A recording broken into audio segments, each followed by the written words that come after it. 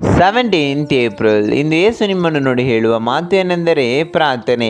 ಅಬ್ಬಾ ತಂದೆಯೇ, ನಿನಗೆ ಎಲ್ಲವೂ ಸಾಧ್ಯವಿದೆ.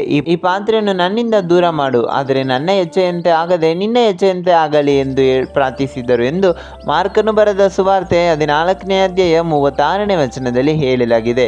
ಈ ದುಃಖದ ಕ್ಷಣದಲ್ಲಿ ಕೂಡ ಯೇಸು ತಮ್ಮ ತಂದೆಗೆ ಅಬ್ಬಾ ಎಂದು ಕರೆಯುತ್ತಿದ್ದಾರೆ. ಅದು ಆತನೊಂದಿಗೆ ಇರುವ ಹಲವಾದ ನಂಬಿಕೆ ಮತ್ತು ಸಂಬಂಧವನ್ನು ತೋರಿಸುತ್ತಿದೆ. ಯೇಸುವನ್ನು ನೀವು ನೋಡಿದರೆ ತನ್ನ ನೋವಿನ ಕಷ್ಟದ ಸಮಯದಲ್ಲಿ ಆತನ ಹೃದಯವನ್ನು ತೆರೆದು ಬಿಚ್ಚಿಟ್ಟು ದೇವರಿಗೆ ಶರಣನಾಗಿದ್ದರು. ನಂಬಿಕೆ ಹೃದಯವೆಂದರೆ ಇದು. ಕಷ್ಟವಿಲ್ಲದ ಜೀವನ ಯಾರಿಗೂ ಇಲ್ಲ, ಆದರೆ ಕಷ್ಟದ ನಡುವೆ ದೇವರಲ್ಲಿ ನಂಬಿಕೆ ಇಡುವುದು ಯೇಸು ಶರಣನಾಗಿದ್ದರು. ನಮಗೆ ರಕ್ಷಣೆಯ ದಾರಿಯನ್ನು ತೋರಿಸಿದರು.